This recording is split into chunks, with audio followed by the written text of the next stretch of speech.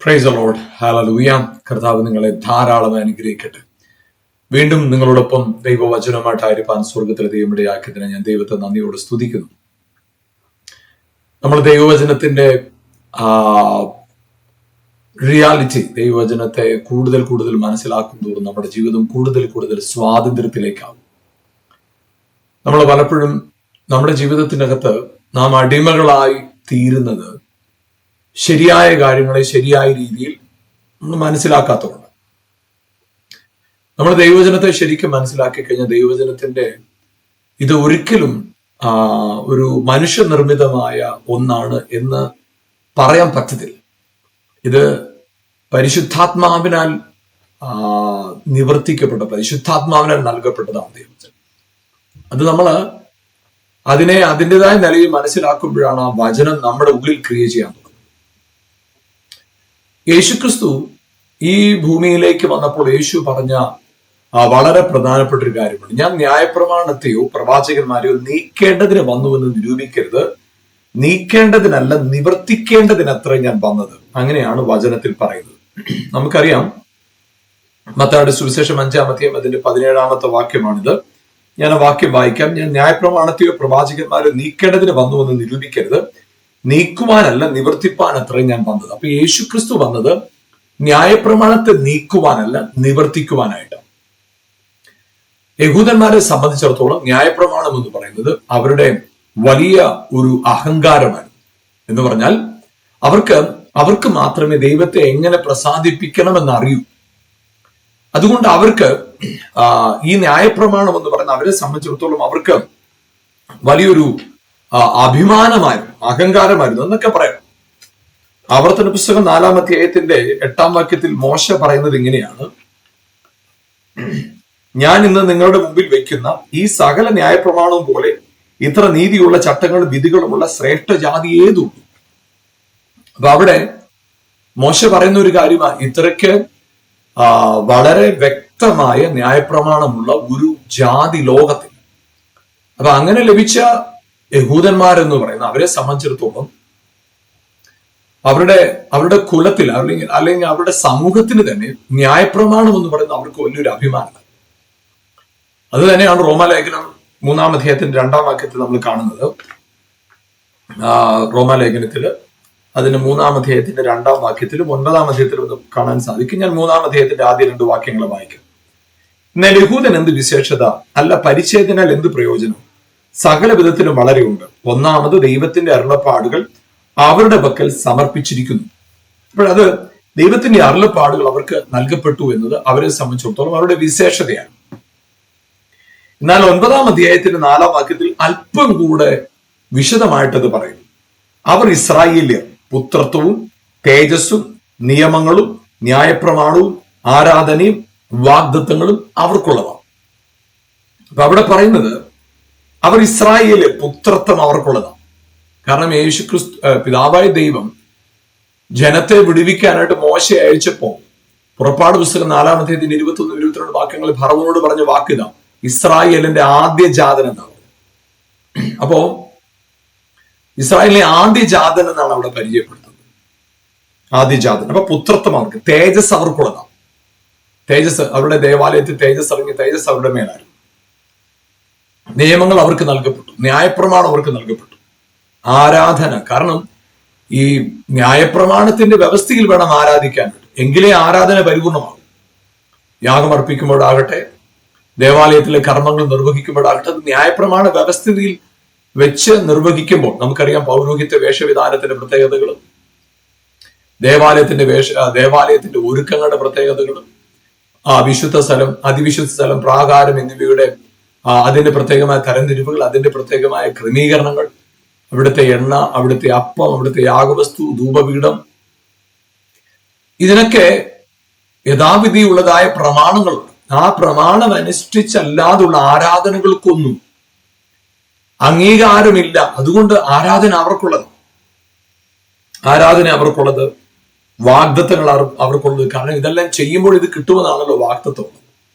അപ്പൊ അവിടെ ഈ വാഗ്ദത്തം എന്ന് പറയുന്നത് ന്യായപ്രമാണത്തെയും പ്രവാചകന്മാരെ വാഗ്ദത്തത്തിനകത്ത് നമുക്ക് മനസ്സിലാക്കാൻ പറ്റും. അപ്പൊ ന്യായപ്രമാണമുണ്ട്, പ്രവാചകന്മാരുണ്ട്. ന്യായപ്രമാണത്താല് ദൈവം കൽപ്പനകളെ നൽകി. ന്യായപ്രമാണം അവർക്ക് നൽകിയിട്ട് പറഞ്ഞു, ഇത് ചെയ്യുന്നവൻ ഇതിനാൽ ജീവിക്കും. റോമാലേഖനം അതിന്റെ 10-ാം അധ്യായത്തിൽ ഇങ്ങനെയാണ് എഴുതിയിരിക്കുന്നത്, 5-ാം വാക്യം: ന്യായപ്രമാണത്തിലുള്ള നീതി സംബന്ധിച്ച് അത് ചെയ്യുന്ന മനുഷ്യൻ അതിനാൽ ജീവിക്കും. അപ്പൊ ന്യായപ്രമാണത്തിൽ എഴുതിയിരിക്കുന്നത് അത് ചെയ്യുന്ന മനുഷ്യൻ അതിനാൽ ജീവിക്കും. അപ്പൊ അങ്ങനെ ന്യായപ്രമാണത്തെ ചെയ്യുന്ന മനുഷ്യൻ അതിനാൽ ജീവിക്കുമെന്ന് റോമാലേഖനം 10-ാം അധ്യായത്തിൽ പറയുമ്പോൾ അവിടെ അത് ചെയ്യാനായിട്ടുള്ള ഓട്ടത്തിലാണ്. എന്നാൽ റോമാലേഖനം 1-ാം അധ്യായം 17-ാം വാക്യത്തിൽ പറയുന്ന എന്റെ നീതിമാൻ വിശ്വാസത്താൽ ജീവിക്കുമെന്ന്. ഇത് രണ്ടും റോമാലേഖനത്തിൽ തന്നെയുണ്ട്. അപ്പൊ അങ്ങനെ കർത്താവ് അവരെ സംബന്ധിച്ചിടത്തോളം, അവർക്ക് ഇസ്രായേൽ ജനതയെ സംബന്ധിച്ചിടത്തോളം അവർക്ക് വലിയൊരു അഭിമാനമായിരുന്നു അവരുടെ കയ്യിലുണ്ടായിരുന്ന ന്യായപ്രമാണം. അവര് ന്യായപ്രമാണത്തെ അത്രത്തോളം വലുതായിട്ട് കാണുമ്പോൾ യേശുക്രിസ്തു ന്യായപ്രമാണത്തെ കുറിച്ച് പറഞ്ഞു, ഞാൻ വന്നത് ന്യായപ്രമാണത്തെ നീക്കാനല്ല, നിവർത്തിക്കുവാനായിട്ട്. ന്യായപ്രമാണത്തിന്റെ നിവർത്തി യേശുക്രിസ്തുവിന്. റോമാലേഖനം 10-ാം അധ്യായം ഇതിന്റെ 4-ാം വാക്യം ഇങ്ങനെയാണ് നമ്മൾ കാണുന്നത്: വിശ്വസിക്കുന്നവന് നീതി ലഭിക്കേണ്ടതിന് യേശുക്രിസ്തു ന്യായപ്രമാണത്തിന്റെ അവസാനമാകുന്നു. Christ is the end of the world. ക്രിസ്തു ന്യായപ്രമാണത്തിന്റെ അവസാനമാണ്. അപ്പൊ യേശുക്രിസ്തുവിൽ ന്യായപ്രമാണത്തിന്റെ അവസാനം, ന്യായപ്രമാണത്തിന്റെ മുഴുവൻ നിവൃത്തി ക്രിസ്തുവിലുണ്ടായി. അപ്പൊ ന്യായപ്രമാണത്തിന്റെ നിവൃത്തി യേശുക്രിസ്തുവിൽ, അതായത് ന്യായപ്രമാണം അനുസരിക്കാതിരിക്കുമ്പോൾ വരുന്ന സകല കുറവുകളും പാപവും അകൃത്യങ്ങളുമെല്ലാം യേശുവിന്റെ മേൽ കണക്കിട്ടു. അതാണ് നമ്മൾ യെശയ്യാ പ്രവാചകന്റെ പുസ്തകം 53-ാം അധ്യായത്തില് 4, 5, 6 വാക്യങ്ങളൊക്കെ വായിക്കുന്നത്. നമ്മുടെ അകൃത്യങ്ങളൊക്കെ അവന്റെ മേൽ ചുമത്തി, നമ്മുടെ അതിക്രമങ്ങൾ അവന്റെ മേൽ ചുമത്തി. അപ്പൊ അത് ദൈവജനത്തിന്റെ, യഹൂദന്മാരുടെ ആ ദൈവജനത്തിന്റെ മുഴുവൻ അകൃത്യങ്ങളും അവരുടെ മേൽ ചുമത്തി. അതായത് ന്യായപ്രമാണം ഇല്ലാതിരിക്കെ ലംഘനത്തെ കണക്കിടുന്നില്ല. പക്ഷെ അകൃത്യങ്ങളുടെ എണ്ണം പെരുകേണ്ടതിന് ന്യായപ്രമാണം ഇടയിൽ ചേർന്ന് വന്നു എന്നാണ് പറയുന്നത്. അപ്പൊ ഈ അകൃത്യങ്ങളുടെ കാരണം എന്താണ്? കൃത്യമല്ലാത്തത് ചെയ്തു, ന്യായപ്രമാണം ലംഘിച്ചതാണ് അകൃത്യം. അവരുടെ അകൃത്യങ്ങളും പാപങ്ങളും യേശുക്രിസ്തുവിന് മേൽ ചുമത്തി. അങ്ങനെ യേശുക്രിസ്തുവിന് മേൽ ചുമത്തി. യേശു പാപത്തെ ചുമന്നുകൂടി ക്രൂശിന്മേൽ കയറി അടിപ്പിണകളാൽ സൗഖ്യം വന്നിരിക്കും. അപ്പൊ യേശുക്രിസ്തുവിന് മേൽ ചുമത്തപ്പെട്ടത് ന്യായപ്രമാണ ലംഘനത്തിന് മുഴുവൻ പാവവും യേശുവിന് മേൽ ചുമത്തപ്പെട്ടു. യേശുക്രിസ്തു ന്യായപ്രമാണത്തിന് സകല പീഡകളും സകലവിധമായ ശിക്ഷകളും യേശു തന്റെ ശരീരത്തിൽ വഹിച്ചു. മുറിവുകളായിട്ട്, നിന്ദയായിട്ട് എല്ലാം യേശു തന്റെ ശരീരത്തിൽ വഹിച്ചു. ശാപം, മരത്തിൽ തൂങ്ങുന്നവന് ശപിക്കപ്പെട്ടോ എന്ന് വചനത്തിൽ എഴുതിയിരിക്കുന്നു. പഴയ നിയമത്തിൽ നമ്മൾ ആവർത്തന പുസ്തകം 28-ാം അധ്യായത്തില് 15-ാം വാക്യം മുതൽ 69 വാക്യങ്ങൾ എഴുതിയിരിക്കുന്ന ശാപത്തിൽപ്പെട്ട ഒരു കാര്യമാണ് ദാരിദ്ര്യം. അപ്പൊ അതുകൊണ്ട് തന്നെ ദരിദ്രനെ കുറിച്ച് ശാപമായിട്ട് പലയിടത്തും നമുക്ക് വായിക്കാൻ സാധിക്കും. അപ്പൊ ദാരിദ്ര്യം ഒരു ശാപമായിട്ടാണ് പറയുന്നത്. അപ്പൊ ജീവിതത്തിൽ ഉണ്ടാകുന്ന എല്ലാ പ്രശ്നങ്ങളെയും ശാപം. അപ്പൊ ശാപം, ദാരിദ്ര്യം, പാപം, ഇതൊക്കെയും യേശു തന്റെ ശരീരത്തിൽ, രോഗം ഇതെല്ലാം യേശു തന്റെ ശരീരത്തിൽ വഹിച്ചു. തന്റെ ശരീരത്തിൽ വഹിച്ചുകൊണ്ടാണ് യേശു ക്രൂശിന്മേൽ കയറിയത്. അങ്ങനെ യേശുക്രിസ്തു സകല മാനവജാതിയുടെയും പാപത്തെയും രോഗത്തെയും ശാപത്തെയും തന്റെ ശരീരത്തിൽ വഹിച്ചുകൊണ്ട് കാൽവറി ക്രൂശിൽ കയറിയവനായ യേശു. അങ്ങനെ യേശുക്രിസ്തു കാൽവറി ക്രൂശിൽ കയറി ന്യായപ്രമാണത്തിന്റെ സകല പ്രവൃത്തിയും നിവർത്തിച്ചു. നമുക്കത് റോമാലേഖനം 8-ാം അധ്യായം 3-ാം വാക്യത്തിൽ നമ്മൾ ഇങ്ങനെയാണ് വായിക്കുന്നത്: ആകയാൽ ജഡത്താലുള്ള ബലഹീനത നിമിത്തം ന്യായപ്രമാണത്തിന് കഴിയാതെ പോയതിനെ സാധിപ്പിപ്പാൻ തന്റെ പുത്രനെ പാപജഡ നിമിത്തവും പാപജഡ സാദൃശ്യത്തിലും അയച്ചു പാപത്തിന് ജഡത്തിൽ ശിക്ഷ വിധിച്ചു. അപ്പൊ അവിടെ പാപത്തിന്റെ ശിക്ഷ ജഡത്തിന്റെ മേൽ വിധിച്ചു, ശരീരത്തിൽ വിധിച്ചു. അങ്ങനെ പാപത്തിന് എന്നേക്കുമുള്ള പരിഹാരത്തെ വരുത്തി ക്രൂശിൽ. അങ്ങനെ യേശുക്രിസ്തുവിന്റെ ശരീരത്തിൽ പാപത്തിന് പരിഹാരം വരുത്തിയവനായ കർത്താവ്. ആമേൻ. അവിടെ ന്യായപ്രമാണത്തിന് നിവർത്തി അവിടെ വെളിപ്പെടുക.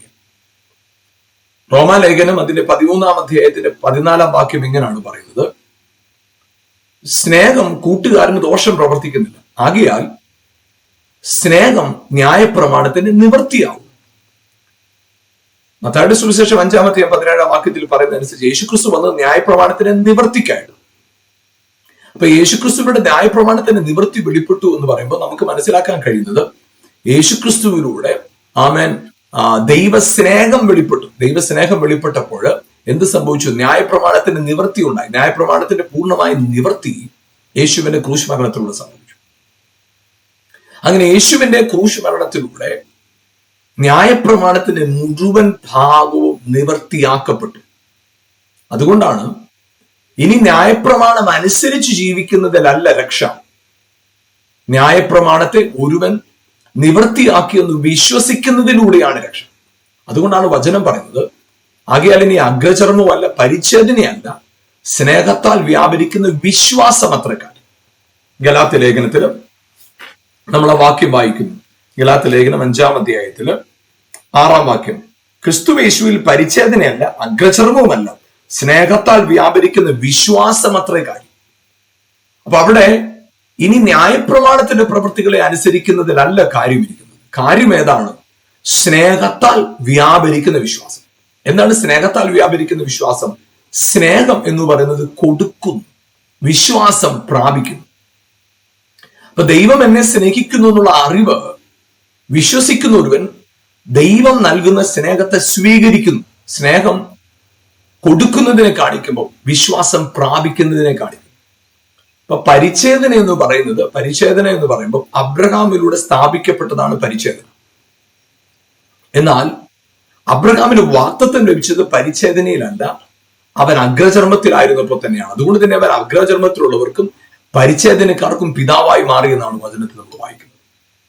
അതുകൊണ്ട് അബ്രഹാമിന്റെ അനുഗ്രഹം ക്രിസ്തുയേശുവിൽ ജാതികൾക്ക് വരേണ്ടത്. ഈ അബ്രഹാമിന്റെ കാലത്ത് സ്ഥാപിക്കപ്പെട്ട പരിച്ഛേദന, ഉൽപ്പത്തി പുസ്തകം 17-ാം അധ്യായം ദൈവം സ്ഥാപിച്ച പരിച്ഛേദന ദൈവവും അബ്രഹാമും തമ്മിലുള്ള ഉടമ്പടിയുടെ അടയാളമാണ്. എന്നാൽ ആ പരിച്ഛേദന നിയമമായിട്ട് മാറുകയും വ്യവസ്ഥയായി മാറുകയും മനുഷ്യന്റെ മേൽ നിർബന്ധമായി മാറുകയും ചെയ്യുന്ന ന്യായപ്രമാണ കൽപ്പനകൾ സീനായ് മലയിൽ വെച്ച് നൽകപ്പെട്ട പുറപ്പാട് പുസ്തകം 19-20 അധ്യായങ്ങൾ നമ്മൾ വായിക്കുന്നതായ ദൈവികമായ ഇടപെടലിന്റെ ആ കാലഘട്ടത്തോടുകൂടെ പരിച്ഛേദന ന്യായപ്രമാണത്തിന്റെ ഭാഗമായി മാറുകയും ന്യായപ്രമാണവും പരിച്ഛേദനയും തമ്മിൽ ഒരുമിച്ച് പോകുന്ന ഒരു സാഹചര്യം ഉണ്ടാക്കുകയും പിന്നത്തതിൽ പരിച്ഛേദന എന്ന് പറയുന്നത് ന്യായപ്രമാണത്തിൽ ഒഴിച്ചുകൂടാനാവാത്തതായി മാറുന്ന ഒരു സാഹചര്യത്തിലേക്ക്. അപ്പൊ ആ ന്യായപ്രമാണം അവർ പരിച്ഛേദനയേറ്റു. അബ്രഹാമും ദൈവം തമ്മിലുള്ള ഉടമ്പടിയിൽ അടയാളമായിട്ട് പരിച്ഛേദനയേറ്റു. എങ്കിലും അവർക്ക് ന്യായപ്രമാണത്തെ നിവർത്തിക്കാൻ സാധിക്കാതെ പരിച്ഛേദനയേറ്റ ഒരുവൻ പരിച്ഛേദനയിലൂടെ അബ്രഹാമിന്റെ ഉടമ്പടിയുടെ പങ്കാളിയായി മാറിക്കഴിഞ്ഞു. പക്ഷേ സീനായ് മലയിൽ വെച്ച് ലഭിച്ച ന്യായപ്രമാണം കൂടെ ഇതിനോട് ചേർന്ന് വന്നപ്പോ പരിച്ഛേദനയേറ്റ് അവരുടെ ജീവിതത്തിനകത്ത് അബ്രഹാമിന്റെ സന്തതിയായിട്ട് അവർ മാറി. പരിച്ഛേദനയുടെ അബ്രഹാമിന്റെ സന്തതിയായിട്ടാണ് മാറി. എന്നാൽ അബ്രഹാമിന്റെ സന്തതിക്ക് ഉണ്ടാകുന്ന സ്വാതന്ത്ര്യം ഒന്നും അനുഭവിക്കാൻ കഴിയാതെ വണ്ണം ന്യായപ്രമാണം ഒരു നുകം പോലെ അവരുടെ മേൽ നിൽക്കുകയും അബ്രഹാമിന്റെ സന്തതികൾ അടിമകളായിരിക്കാൻ പാടില്ല എന്ന് അവർക്കറിയാമായിരുന്നു. നമുക്കറിയാം, യോഹന്നാന്റെ സുവിശേഷം 8-ാം അധ്യായത്തിൽ കർത്താവ് പറഞ്ഞു, 32-ാം വാക്യത്തിൽ കർത്താവ് പറഞ്ഞു, സത്യം നിങ്ങൾ അറിയും, സത്യം നിങ്ങൾ സ്വതന്ത്രരാകും. ഉടൻ തന്നെ 33-ാമത്തെ വാക്യത്തിൽ അവർ തിരിച്ചു പറയുന്നത്, ഞങ്ങൾ അബ്രഹാമിന്റെ സന്തതികൾ ആർക്കും ഒരു നാടും അടിമകളായിരുന്നിട്ട്. അപ്പൊ അബ്രഹാമിന്റെ സന്തതികൾ ആർക്കും അടിമകളായിരിക്കാൻ പാടില്ല എന്ന വ്യവസ്ഥ അവർക്കറിയാം. അവർ പരിച്ഛേദനയിലൂടെ അബ്രഹാമിന്റെ സന്തതികൾ എന്ന് പറയുന്ന സ്വാതന്ത്ര്യത്തിന്റെ ദൈവത്തിന്റെ ഉടമ്പടിയുടെ ഭാഗമായിട്ട് അവർ മാറിയെങ്കിലും ന്യായപ്രമാണം അതിനേക്കാൾ വലുതായി മാറിയപ്പം അവർക്ക് ഒരിക്കലും സ്വാതന്ത്ര്യം ലഭിക്കാൻ കഴിയാത്ത അവസ്ഥയിലേക്ക് വന്നത്. അതുകൊണ്ടാണ് ലൂക്കോസിന്റെ സുവിശേഷം 18-ാം അധ്യായത്തിൽ കാണുന്ന 18 വർഷം രക്തസ്രാവമുള്ള 18 വർഷം കൂനിയായിരുന്ന ഒരു സ്ത്രീ, അവരുടെ ജീവിതത്തിനകത്ത് അവർക്ക് എഴുന്നേക്കാൻ കഴിയാതെ, അവർക്ക് നിവർന്നു നിൽക്കാൻ കഴിയാത്ത സാഹചര്യത്തിൽ അവർ നിൽക്കുക.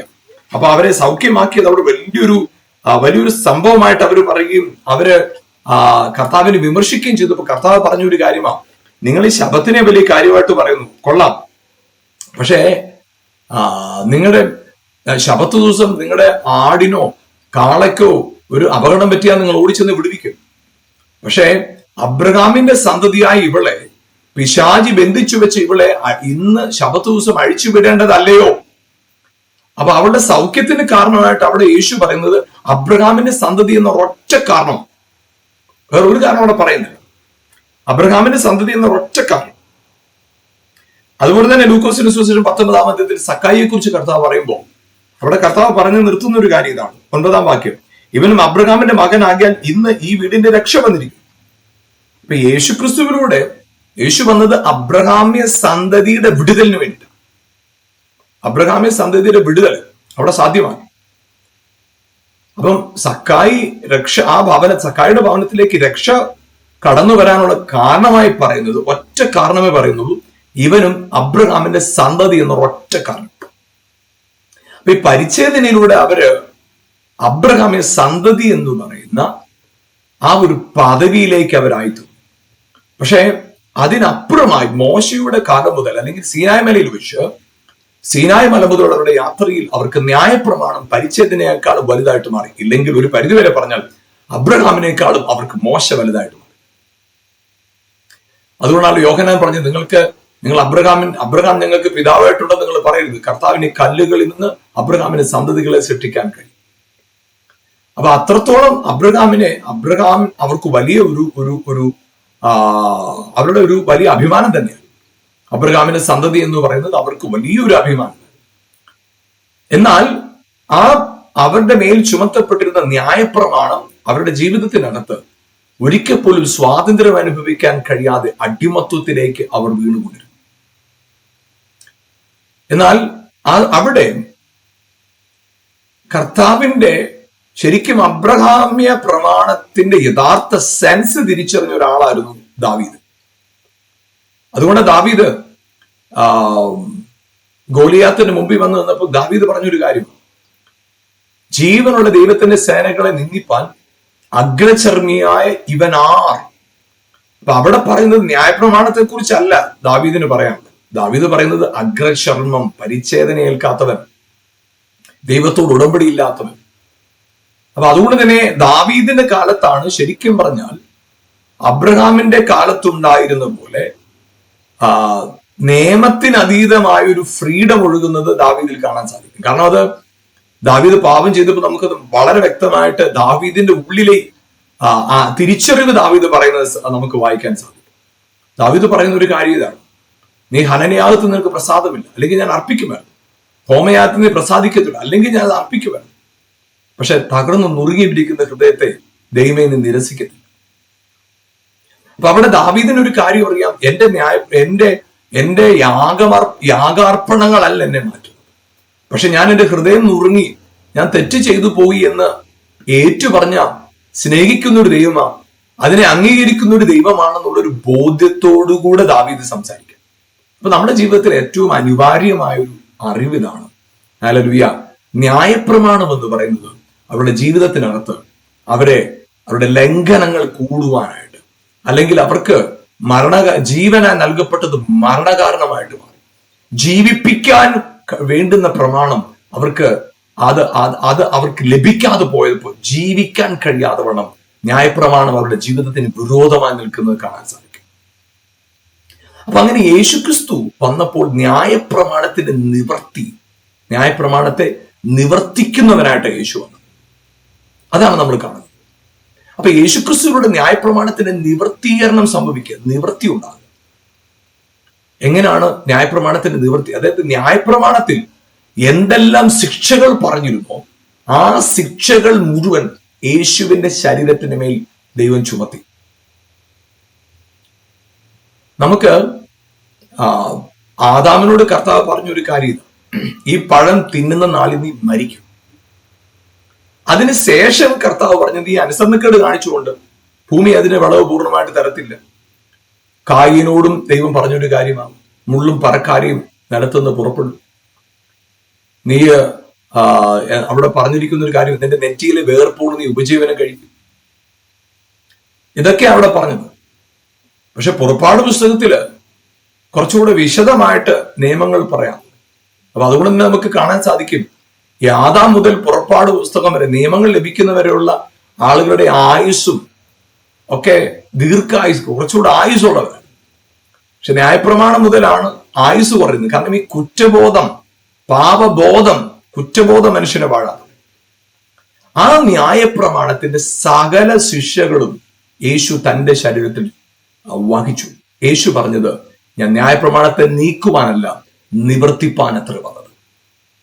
യേശുക്രിസ്തു ഈ മത്തായിയുടെ സുവിശേഷം 5:17 പറയുന്നത്, യേശുക്രിസ്തു പറയുക, ഞാൻ ന്യായപ്രമാണത്തെയോ പ്രവാചകന്മാരെ നീക്കേണ്ടതിന് വന്നു നിരൂപിക്കരുത്, നീക്കേണ്ടതിനല്ല നിവർത്തിക്കേണ്ടതിനത്ര വന്നത്.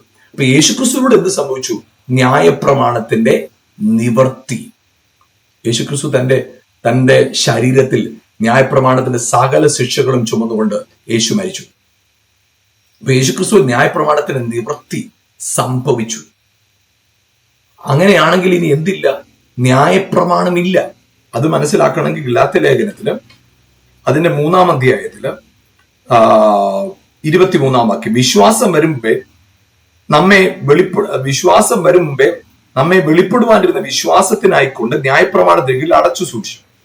അങ്ങനെ നാം വിശ്വാസത്താൽ നീതീകരിക്കപ്പെടേണ്ടതിന് ന്യായപ്രമാണം ക്രിസ്തുവിന്റെ അടുക്കിലേക്ക് നടത്തുവാൻ നമുക്ക് ശിശുപാലകനായി ഭവിച്ചു. ഇനി വിശ്വാസം വന്ന ശേഷമോ നാം ഇനി ശിശുപാലകന്റെ കീഴിലല്ല. അതായത് ന്യായപ്രമാണം എന്താണ്? ശിശുപാലകൻ. വിശ്വാസം വന്ന ശേഷം ന്യായപ്രമാണത്തിന് കീഴിൽ അല്ല. അപ്പൊ അതുകൊണ്ട് തന്നെ അവിടെ വളരെ വ്യക്തമായി പറയുന്ന ഒരു കാര്യം ഇതാണ്, സ്വാതന്ത്ര്യത്തിനായിട്ട് ക്രിസ്തു നമ്മളെ സ്വതന്ത്രരാക്കി. ന്യായപ്രമാണത്തെ കുറിച്ച് നമ്മൾ വായിക്കുമ്പം റോമാലേഖനം 5-ാം അധ്യായത്തിലും 7-ാം അധ്യായത്തിലും ഒക്കെ നമ്മൾ വായിക്കുമ്പോൾ ന്യായപ്രമാണത്തിനകത്തു നിന്ന് നമ്മളെ പുറത്തു കൊണ്ടുപോകുന്നു. ന്യായപ്രമാണം ഇനി നമ്മളെ വാഴുന്നില്ല. ആകയാൽ പാപത്തെ കണക്കിടാതെ വണ്ണം, ലംഘനങ്ങളെ കണക്കിടാതെ വണ്ണം ന്യായപ്രമാണത്തിന്റെ ശക്തിയെ കർത്താവ് എടുത്തു മാറ്റി. അത് നമ്മൾ റോമാലേഖനം 5-ാം അധ്യായം 7-ാം അധ്യായം വായിക്കുമ്പോൾ മനസ്സിലാക്കാൻ സാധിക്കും. അപ്പൊ ന്യായപ്രമാണത്തിന്റെ പ്രാധാന്യം എന്ന് പറഞ്ഞാൽ, ന്യായപ്രമാണത്തിന് മനുഷ്യന്റെ മേലുണ്ടായിരുന്ന സ്വാധീനം യേശുക്രിസ്തുവിന്റെ ക്രൂശുമരണ പുനരുത്ഥാനത്തോടുകൂടി ഇല്ലാതായി തീർന്നു. അതായത് വചനം ഇങ്ങനെയാണ് പറയുന്നത്, നിങ്ങൾ ആത്മാവിലാൽ നടത്തപ്പെടുന്നുവെങ്കിൽ നിങ്ങൾ ഇനി ന്യായപ്രമാണത്തിന്റെ കീഴിലല്ല. അത് അങ്ങനെയാണ് വചനത്തിൽ നമ്മൾ വായിക്കുന്നത്. ന്യായപ്രമാണത്തിൽ അനുസരിച്ച് നടക്കുന്നുവെങ്കിൽ നിങ്ങൾ ന്യായപ്രമാണത്തിന് ആത്മാവിനെ അനുസരിച്ച് നടക്കും. നമുക്ക് വാക്യം ഗലാത്യ ലേഖനം 5-ാം അധ്യായത്തിന്റെ 18-ാം വാക്യം, ആത്മാവിനെ അനുസരിച്ച് നടക്കുന്നുവെങ്കിൽ നിങ്ങൾ ന്യായപ്രമാണത്തിന് കീഴിലുള്ളവർ അല്ല. ന്യായപ്രമാണത്തിന് കീഴിൽ അല്ല. അപ്പോ അവിടെ വളരെ വ്യക്തമായിട്ട് പറയുന്നത്, നിങ്ങൾ ആത്മാവിനെ അനുസരിച്ച് നടക്കാൻ തുടങ്ങുമ്പോൾ ന്യായപ്രമാണത്തിന് നിങ്ങളുടെ മേലുണ്ടായിരുന്ന സ്വാധീനമില്ലാതെ പോയി. ഇപ്പൊ യേശുക്രിസ്തുവിൽ ന്യായപ്രമാണം പൂർണ്ണമായി അതിനെ എടുത്തു മാറ്റി. ലൂക്കോസിന്റെ സുവിശേഷം 16-ാം അധ്യായം 16-ാം വാക്യം, ന്യായപ്രമാണത്തിന്റെയും പ്രവാചകന്മാരുടെയും കാലം യോഹന്നാൻ വരെ ആയിരുന്നു. അപ്പൊ ന്യായപ്രമാണത്തിന്റെയും പ്രവചനത്തിന്റെയും കാലം യോഹന്നാൻ വരെ ഉള്ളൂ, കഴിഞ്ഞു. ഇനി അത് ആ പ്രസക്തി ഇനിയില്ല.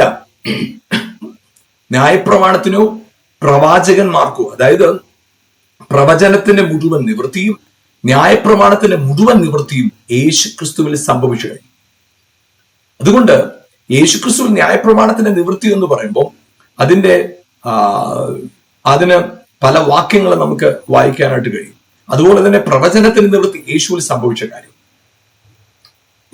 അങ്ങനെയാണെങ്കിൽ ഗലാത്യ ലേഖനം 5-ാം അധ്യായത്തിൽ 18-ാം വാക്യത്തിൽ പറയുന്ന അനുസരിച്ച് ആത്മാവിനെ അനുസരിച്ച് നടക്കുന്നതിൽ നമ്മൾ ന്യായപ്രമാണത്തിന്റെ കീഴുള്ളവരല്ല. ഹല്ലേലൂയ.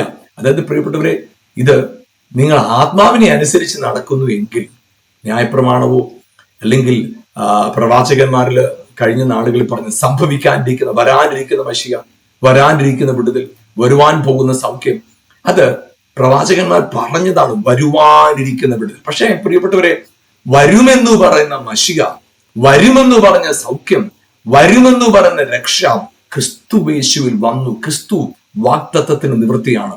ക്രിസ്തു ന്യായപ്രമാണത്തിന് നിവൃത്തിയാണ്. ക്രിസ്തു പ്രവചനത്തിന് നിവൃത്തിയാണ്. ഹല്ലേലൂയ. അതായത് പ്രിയപ്പെട്ടവരെ, യേശുവിൽ വസിച്ച ക്രിസ്തുവിന്റെ അതേ ആത്മാവ് നിങ്ങളിൽ വസിക്കുമ്പോൾ ആ ന്യായപ്രമാണത്തിന്റെ നിവൃത്തി നിങ്ങളിലും സംഭവിച്ചു കഴിഞ്ഞു. Praise God. ഹല്ലേലൂയ. നമ്മൾ അടുത്ത എപ്പിസോഡിൽ ഇതിന്റെ തുടർച്ചയായിട്ടുള്ള ചിന്തിക്കും. നിങ്ങളത് അടുത്ത എപ്പിസോഡ് നിങ്ങൾ മിസ് ചെയ്യരുത്.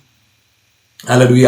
അതായത് പ്രിയപ്പെട്ടവരെ, അതായത് നമ്മൾ ഈ ന്യായപ്രമാണത്തിന് ഈ ലൂക്കോസിന്റെ സുവിശേഷം 16-14 വ്യക്തമായി പറയുന്നു, ന്യായപ്രമാണവും പ്രവാചകന്മാരും യോഹന്നാന്റെ കാലം വരെ ഉണ്ടായിരുന്നു. അപ്പൊ അതിന്റെ അർത്ഥം എന്താ? അതിനുശേഷം ഇല്ല. ന്യായപ്രമാണം ശിശുപാലകനായി ഭവിച്ചു. വിശ്വാസം വന്ന ശേഷമോ നാം ശിശുപാലകന്റെ കീഴിലല്ല. അപ്പൊ ആത്മാവിനെ അനുസരിച്ച് നടക്കുന്നുവെങ്കിൽ നിങ്ങൾ ന്യായപ്രമാണത്തിന് കീഴുള്ളവരല്ല. അപ്പൊ ന്യായപ്രമാണത്തിന് കീഴുള്ളവർ പോലും, കീഴുണ്ടായിരുന്നവർ പോലും യേശുക്രിസ്തുവോട് ന്യായപ്രമാണത്തിന് പുറത്തായി. ന്യായപ്രമാണത്തിൽ അവരുടെ മേൽ സ്വാധീനമില്ല. വിശ്വസിക്കുന്ന ഒരുവന്, ആത്മാവിൽ നടത്തപ്പെടുന്ന ഒരുവന് ന്യായപ്രമാണത്തിൽ വാഴാൻ സാധ്യമല്ല. അതുകൊണ്ട് പ്രിയപ്പെട്ടവരെ, ന്യായപ്രമാണത്തിന്റെ ശാപത്തെ നിങ്ങൾ ഭയപ്പെടുന്നുണ്ടോ? ആവർത്തന പുസ്തകം 28-ാം അധ്യായത്തിന്റെ 15 മുതൽ 69 വരെയുള്ള വാക്യങ്ങൾ വായിച്ച് നിങ്ങൾ പേടിച്ചിട്ടുണ്ടോ? ഇല്ല, നിങ്ങൾ ഭയപ്പെടണം. ആ ന്യായപ്രമാണത്തിന്റെ ശാപം നിങ്ങളുടെ മേൽ ഇല്ല, നിങ്ങളുടെ മേൽ ഭവിക്കത്തില്ല, ഒരിക്കലുമില്ല. ന്യായപ്രമാണത്തിന്റെ അനുഗ്രഹം പറയുമ്പോഴും ഇതൊക്കെയും ചെയ്യുന്നവൻ അല്ലെ. ആവർത്തന പുസ്തകം 28-ാം അധ്യായത്തിന്റെ 1-2 വാക്യം, ഇതെല്ലാം ന്യായപ്രമാണം അനുസരിച്ച് നടക്കുന്നവർക്ക് ഈ അനുഗ്രഹമല്ല. അതേ പ്രിയപ്പെട്ടവരെ, നിങ്ങൾ ഞാനും ന്യായപ്രമാണം അനുസരിച്ച് നടക്കുന്നത് കൊണ്ടല്ല, ന്യായപ്രമാണം അനുസരിച്ചവനിൽ നടക്കുന്നത് കൊണ്ടാണ്. അതെ, ഹല്ലേലൂയ. അത് നിങ്ങൾ മറക്കരുത്. നിങ്ങളുടെ ജീവിതത്തിൽ ഇപ്പോൾ തന്നെ നിങ്ങളുടെ മനസ്സൊന്ന് സ്വതന്ത്രമാകട്ടെ. ന്യായപ്രമാണത്തിന് മുഴുവൻ നിവൃത്തിയും ക്രിസ്തുവിൽ സംഭവിച്ചു കഴിഞ്ഞിരിക്കുക. ആകെ നിങ്ങൾ സ്വതന്ത്രരാണെന്നുള്ള സത്യം നിങ്ങൾ മറന്നു പോകരുത്. നിങ്ങളിതിൽ വസിക്കുക, വാഴുക. കർത്താവ് നിങ്ങളെ അനുഗ്രഹിക്കട്ടെ. നമുക്ക് ഒരുമിച്ച് പ്രാർത്ഥിക്കാം. ഞങ്ങളുടെ നല്ല കർത്താവേ, യേശുവിന്റെ നാമത്തിൽ കർത്താവെ, ന്യായപ്രമാണത്തിന്റെ ശാപത്തെ ഭയന്ന് ആരെങ്കിലും കഴിയുന്നുണ്ടെങ്കിൽ കർത്താവെ, എന്റെ ജീവിതത്തിൽ ഇന്ന പ്രശ്നമുണ്ട്, ആ കുഴപ്പമുണ്ട്, ഈ പ്രശ്നങ്ങളുണ്ട്, അതൊക്കെ ന്യായപ്രമാണത്തിൽ പറഞ്ഞിരിക്കുന്ന ശാപങ്ങളാണല്ലോ എന്ന് ആരെങ്കിലും ഭയത്തോടെ ആയിരിക്കുന്നെങ്കിൽ യേശുവിന്റെ നാമത്തിൽ ഇപ്പോൾ പ്രാർത്ഥിക്കുമ്പോൾ അവരുടെ ഉള്ളിൽ നിന്ന് ന്യായപ്രമാണ സംബന്ധമായ ഭയം മാറിപ്പോകട്ടെ. ആ ശാപത്തെക്കുറിച്ചുള്ള ഭയം മാറിപ്പോകട്ടെ. കുറ്റബോധം മാറിപ്പോകട്ടെ. ശിക്ഷാവിധിയുടെ ഭയം മാറിപ്പോകട്ടെ. യേശുവിന്റെ നാമത്തില് അങ്ങനെയൊക്കെ ആണെങ്കിലും ഇവര് പറയുന്ന എല്ലാം ശരിയാ, അവര് പറയുന്ന എല്ലാം ശരിയാ, എന്റെ പ്രശ്നത്തിന് കാരണം ഇതാണ്, എന്റെ പ്രശ്നത്തിന് കാരണം അതാണ് എന്ന് മറ്റു പല ചുറ്റുപാടുകളിലെ സംഭവങ്ങളെ ഉള്ളിൽ കയറ്റി ജീവിതത്തിൽ നിരാശയോടെ കഴിയുന്നവർക്ക് പ്രാർത്ഥിക്കുന്നു. യേശുവിന്റെ നാമത്തിൽ അവരുടെ ജീവനിൽ കർത്താവിന്റെ ജീവനും, അവരുടെ ശരീരത്തിൽ കർത്താവിന്റെ ജീവനും, അവരുടെ സമ്പത്തില്, അവരുടെ തലമുറകളുടെ മേൽ, അവരുടെ കുടുംബജീവിതത്തിൽ, അവരുടെ മനസ്സിന്റെ മേൽ കർത്താവിന്റെ ജീവൻ വെളിപ്പെടട്ടെ. കർത്താവ് എല്ലാ അനാരോഗ്യങ്ങളും മാറിപ്പോകട്ടെ. എല്ലാ രോഗകാരണങ്ങളും ഇപ്പോൾ യേശുവിന്റെ നാമത്തിൽ പരിപൂർണമായി സൗഖ്യമാകട്ടെ. ശരീരങ്ങൾ വിടുവിക്കപ്പെടട്ടെ യേശുവിന്റെ നാമത്തിൽ. സ്വസ്ഥതയും സമാധാനവും കൊണ്ട് നിറയ്ക്കുന്നതിനായിട്ട് നന്ദി. അങ്ങ് അത്ഭുതം ചെയ്തതിനായിട്ട് സ്തോത്രം ചെയ്യുന്നു. യേശുവിൻ നാമത്തിൽ തന്നെ പിതാവേ, ആമേൻ, ആമേൻ, ആമേൻ. ഹല്ലേലൂയ. Praise God. നിങ്ങൾക്ക് ഈ എപ്പിസോഡ് അനുഗ്രഹമായിരുന്നു എന്ന് ഞാൻ വിശ്വസിക്കുന്നു. നിങ്ങളിത് മറ്റുള്ളവർക്ക് പരിചയപ്പെടുത്തുകയും ഒപ്പം നിങ്ങൾ ഈ പ്രോഗ്രാമിന് വേണ്ടി പ്രാർത്ഥിക്കുകയും ചെയ്യും. നിങ്ങൾക്ക് ഈ പ്രോഗ്രാം അനുഗ്രഹമായിരുന്നു എന്നറിയുമ്പോൾ നിങ്ങൾക്കിത് ഒരു സൗജന്യ സമ്മാനം തരാനായിട്ട് ഞങ്ങൾ ആഗ്രഹിക്കുന്നു. ഞങ്ങളുടെ പുസ്തകങ്ങൾ നിങ്ങൾ ആ പുസ്തകം സൗജന്യമായിട്ട് ലഭിക്കുവാനായിട്ട് ഈ കാണുന്ന ഫോൺ നമ്പറിൽ ഞങ്ങളുമായി ബന്ധപ്പെടുക. നിങ്ങൾക്ക് തികച്ചും സൗജന്യമായിട്ട് പുസ്തകം ലഭ്യമാണ്. അത് നിങ്ങളുടെ ജീവിതത്തിൽ അനുഗ്രഹമായി തീരും. കർത്താവ് നിങ്ങളെ ധാരാളമായി അനുഗ്രഹിക്കട്ടെ. God bless you. ആമേൻ.